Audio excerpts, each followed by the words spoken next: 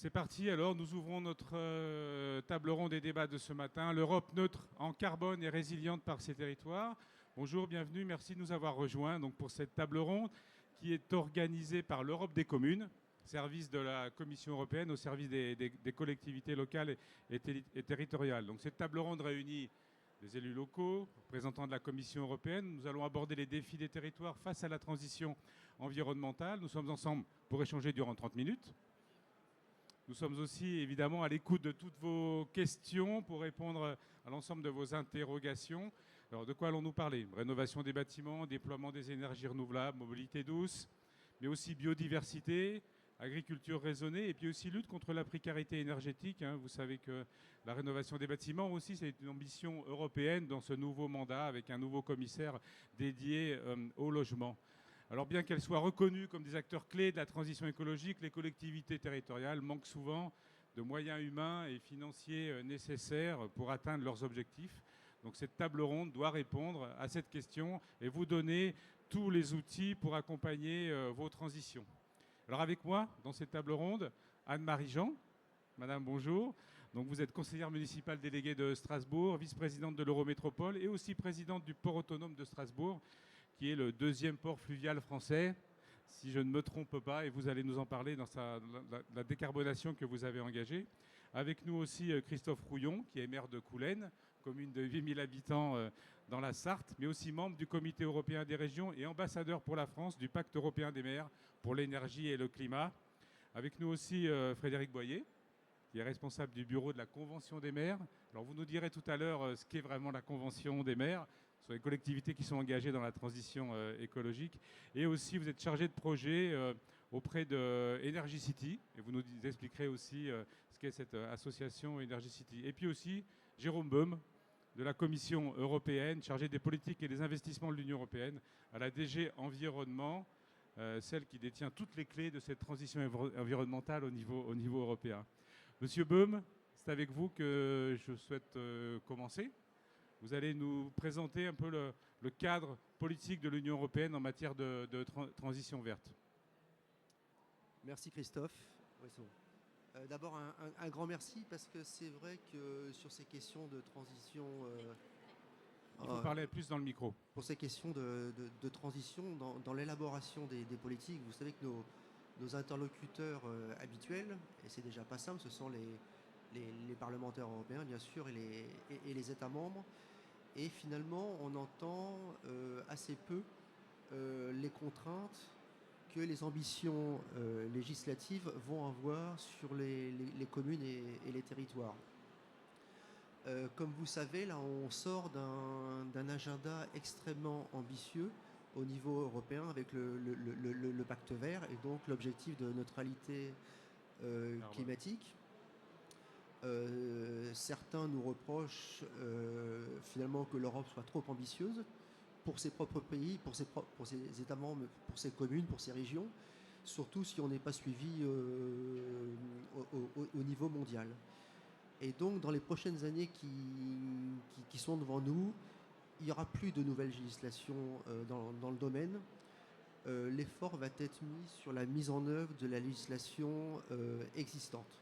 Vous savez que le pacte vert a été extrêmement ambitieux en termes de réduction des gaz à effet de serre, d'économie circulaire, de gestion de l'eau, de biodiversité bien entendu.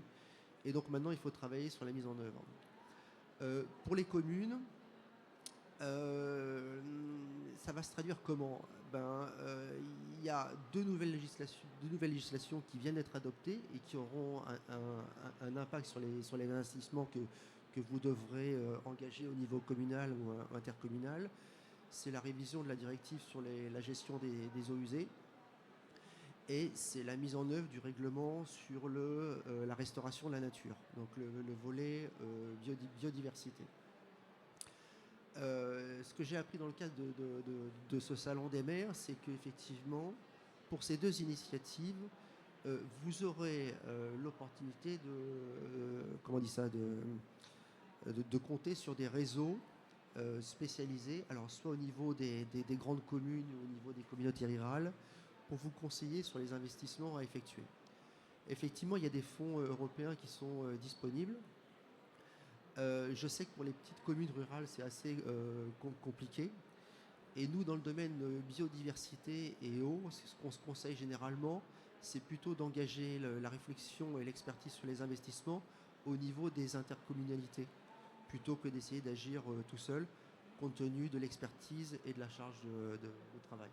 Voilà un petit peu la traduction.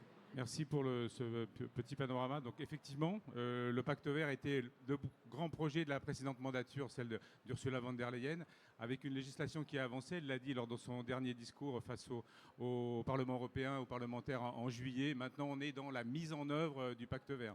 Donc justement, on va en parler avec nos deux collectivités. Peut-être d'abord Monsieur Rouillon, commune de 8000 habitants. Alors comment est-ce que justement... Donnez-nous des initiatives, des projets, vous mettez en route justement la transition écologique dans votre commune et avec quel soutien européen vraisemblablement? Merci beaucoup. Alors, c'est une stratégie que l'on a mis en place dès 2007 en ratifiant le Pacte européen des mers contre le réchauffement climatique. Et nous avions été un peu pionniers en étant la première commune française et la 7e européenne. Et à ce titre-là, j'ai été nommé ambassadeur pour la France. Ambassadeur sans chauffeur, sans voiture et sans tous les avantages. Hein. Voilà, c'est un ambassadeur, c'est simplement un titre. Mais en tout cas, moi, j'aimerais pouvoir témoigner pour l'ensemble des communes de France qui veulent s'engager dans une démarche structurée. Parce que le pire, c'est de faire du coup par coup. Et dans ma ville à Coulennes, on est une ville moyenne, petite ville même, 8000 habitants, ce qui est beaucoup en France, parce que la moyenne des communes, c'est plutôt 1000 habitants. Mais c'est pour vous dire qu'en réalité, dès le départ, on a pensé qu'il fallait vraiment s'engager dans une rénovation globale de nos équipements. Et on a fait un plan, d'abord, en s'attaquant d'abord aux bâtiments les plus dégradés, les plus... les moins économes en énergie, en démolissant des bâtiments. C'était la première phase. La deuxième phase, alors on a démoli et reconstruit une école. On a démoli et reconstruit un foyer logement. Ensuite, deuxième phase, on s'est attaqué à des restructurations lourdes. C'était la piscine, financée d'ailleurs avec 1 million d'euros de fonds FEDER. Et là, on est dans la troisième phase. Alors, la première phase, c'était 2007-2015. La deuxième phase, c'était 2015-2020. Et là, d'ici 2030, on a un plan de rénovation de nos bâtiments à hauteur de 30 millions d'euros pour l'isolation thermique de l'ensemble de nos bâtiments publics. Et avec un financement européen par le FEDER. Justement, expliquez, on prolonge un petit peu avec vous, juste nous dire justement, est-ce que les fonds européens, est-ce que les programmes européens vous accompagnent suffisamment dans cette transition? Oui, par le biais de l'investissement... Même sont-ils essentiels peut-être? Oui, par le biais de l'investissement territorial intégré, qui est le volet urbain du FEDER. Et la métropole reçoit 10 millions d'euros sur la période de la programmation, la période entre 2007 et 2021. Et là, on est dans une nouvelle programmation. Et on va pouvoir toucher 800 000 euros pour la restructuration du centre social. Et en parallèle, on a bénéficié des fonds européens, du plan de relance européen. Alors, c'est difficile à en faire le partage quand on reçoit l'argent de l'État, parce que l'État ne le fait pas lui-même, mais c'était par le truchement du DECIL, dotation de soutien à l'investissement local. Et là, on a reçu des sommes assez importantes, de l'ordre de 20% de chacun des projets pour rénover un centre social, pour rénover l'hôtel de ville, pour rénover les gymnases. Et on s'engage aussi dans la rénovation globale de notre centre de tennis qui a formé Joe Wilfried Tsonga en passant, et puis aussi l'espace culturel de notre ville. Donc voilà, donc on a touché à peu près 20% des fonds européens, et donc on a vraiment la traduction de notre pacte européen des mers sur 3 volets. Je termine par ça. La diminution des émissions de CO2, c'est une centaine de tonnes par an. La diminution de 30% de nos consommations et donc de la facture énergétique à terme. Et je pense pour motiver un maire aujourd'hui, il faut lui dire vous avez des difficultés sur votre ligne de fonctionnement, donc investissez avec l'aide de l'Europe et ensuite à long terme vous aurez des économies pour équilibrer vos budgets. Et puis le dernier point qui n'est pas des moindres, c'est la question de l'autonomie énergétique. On n'est pas en dehors du monde. Il faut totalement se décarboner, mais aussi se désintoxiquer du gaz russe. Et la façon aussi de soutenir l'Ukraine et d'éviter que Poutine aille plus loin, c'est dans nos communes, dans chacune de nos communes, d'investir pour moins consommer d'énergie et aussi se passer du gaz.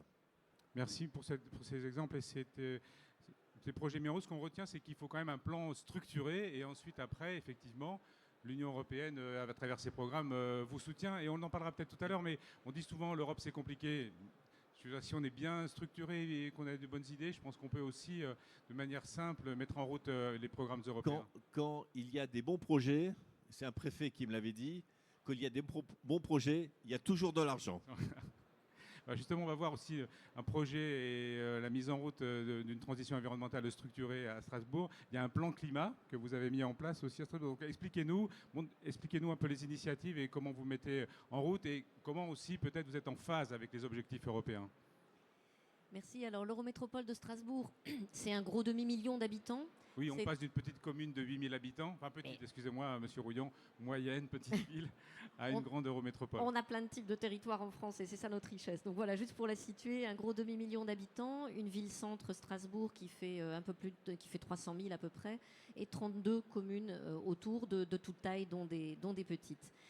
Avec effectivement une ambition autour du climat. Lors de la mandature entamée en 2020, la toute première délibération prise tant en conseil municipal de Strasbourg qu'en conseil métropolitain, ça a été de déclarer l'état d'urgence climatique. C'est bien sûr extrêmement symbolique, mais ça voulait dire que notre action est fortement engagée autour de cette question du climat et plus largement que le climat, l'ensemble des questions de limites planétaires. Il ne s'agit pas que des questions du CO2 en propre, mais l'ensemble. D'ailleurs, les plans climat, c'est un raccourcir pour dire plan climat, air, énergie, et ça touche bien l'ensemble des sujets, dont la qualité de l'air, sur lequel l'Eurométropole de Strasbourg est aussi très engagée avec une ZFE, zone à faible émission ambitieuse, et que nous accompagnons avec les acteurs.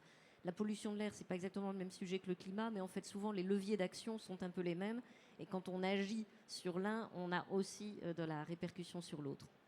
Donc dans le cadre de notre plan climat, l'une des ambitions majeures, c'est d'embarquer tous les acteurs. Parce que ce n'est pas la collectivité seule qui peut faire. Elle a des responsabilités. Vous avez cité, et bravo pour les initiatives que vous avez mises en place dans votre commune depuis longtemps. Ce n'était pas encore un sujet autant à l'ordre du jour qu'aujourd'hui.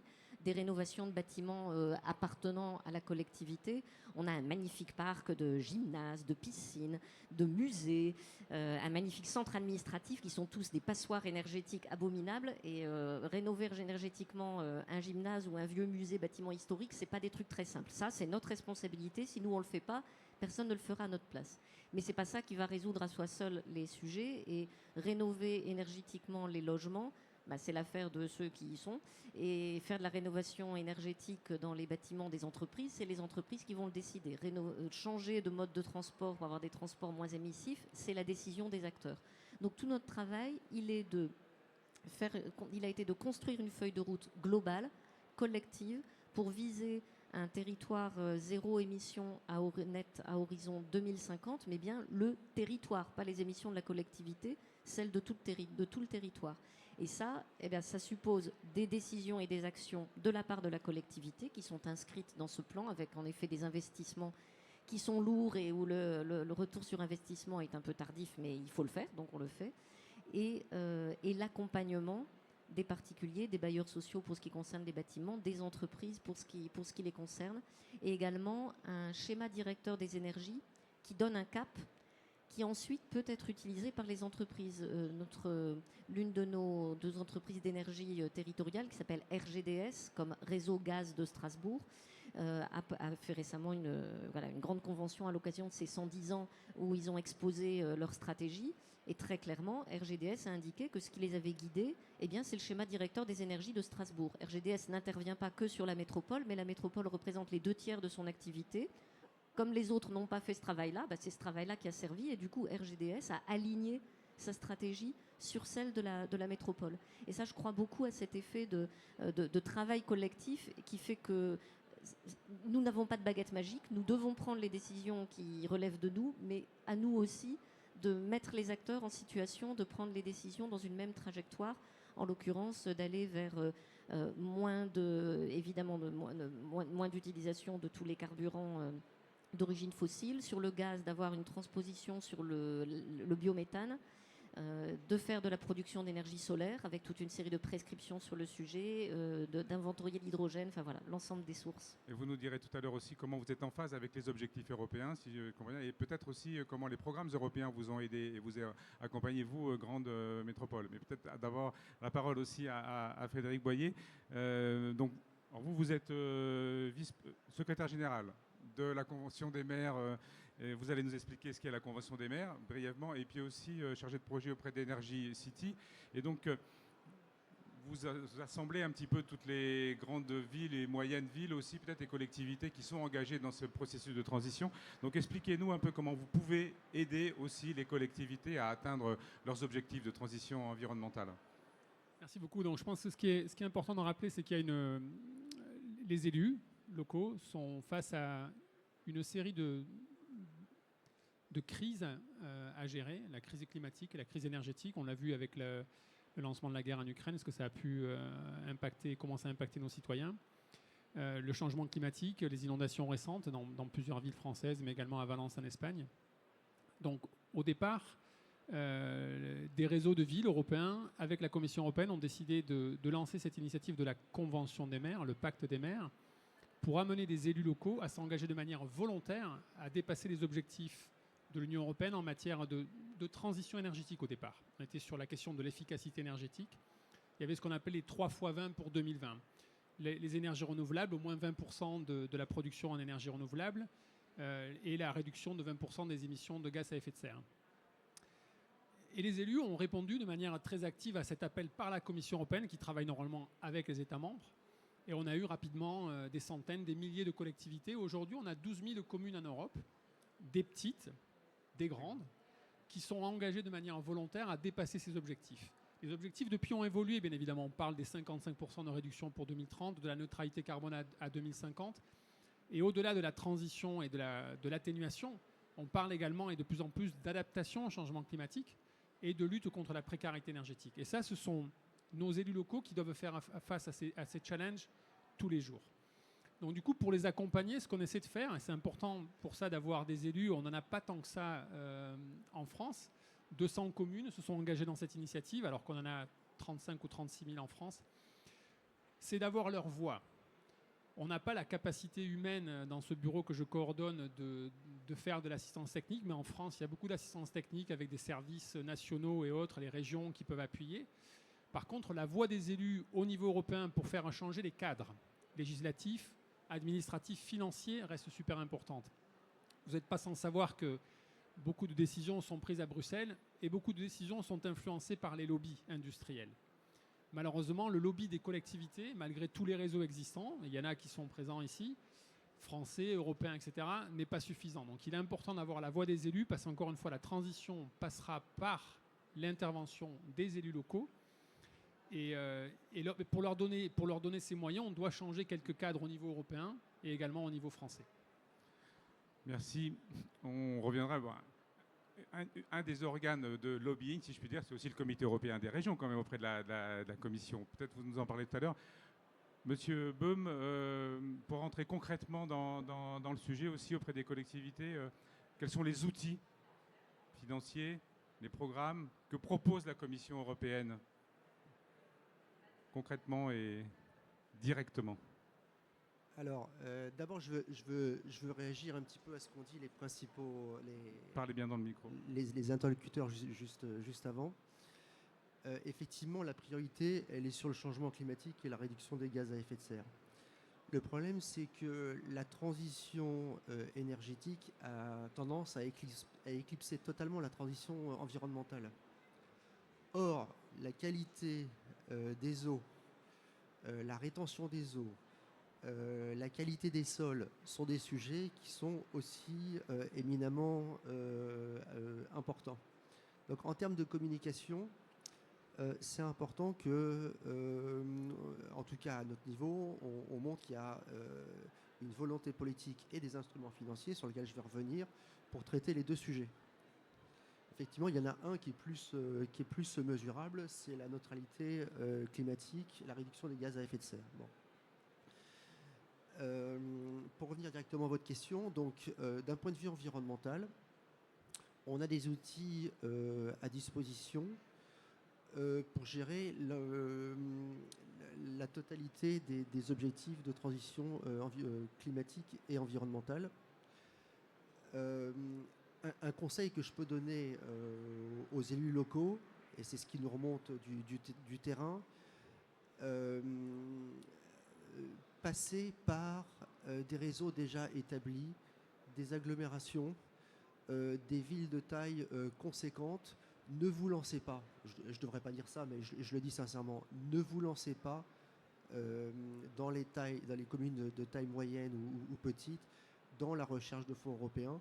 Ce sera trop. Le coût-bénéfice est assez incertain. Donc rejoignez les appels d'offres ou les appels à propositions, les appels de projets qui sont lancés par les agglomérations ou les régions.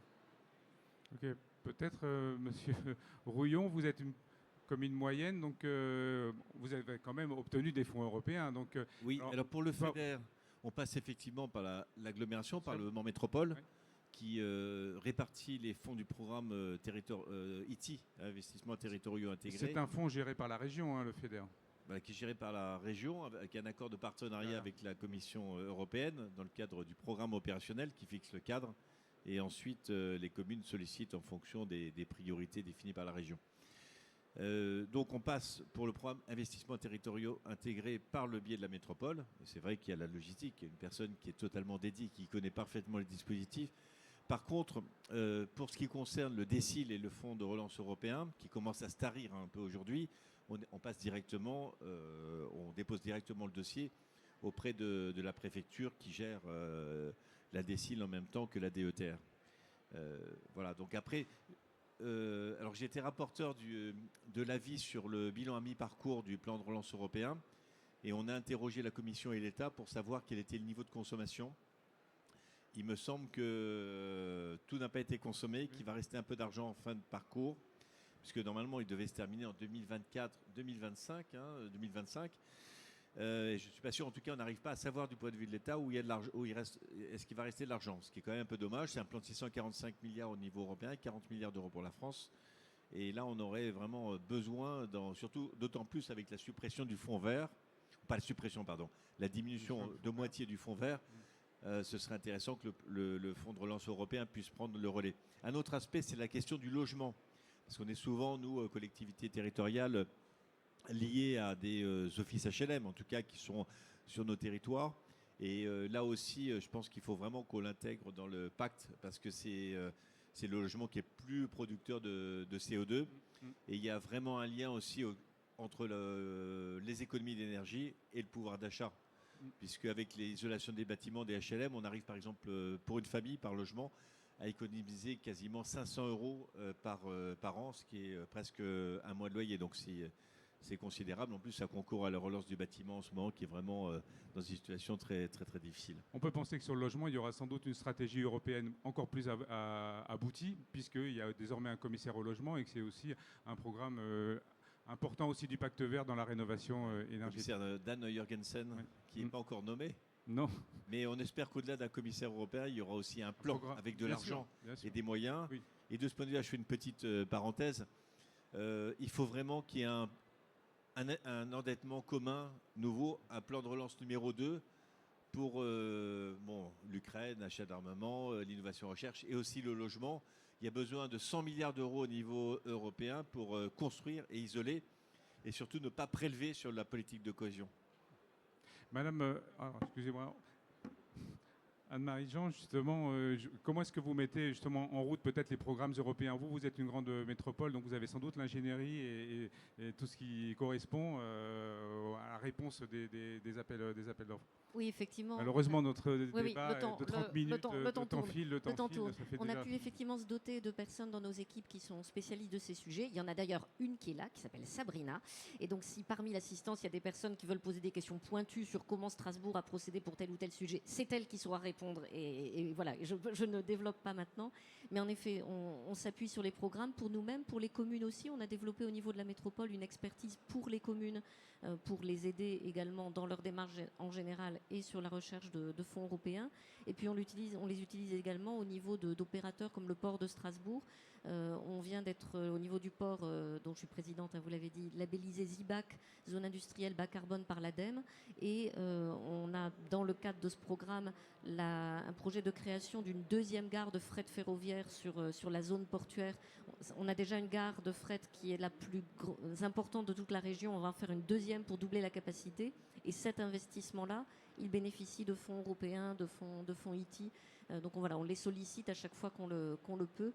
ZIBAC, c'est vraiment aussi un programme qui est important à mes yeux parce que c'est au niveau du port pour l'espace portuaire avec les entreprises qui y sont, exactement la même logique que ce que j'exposais précédemment sur le plan climat.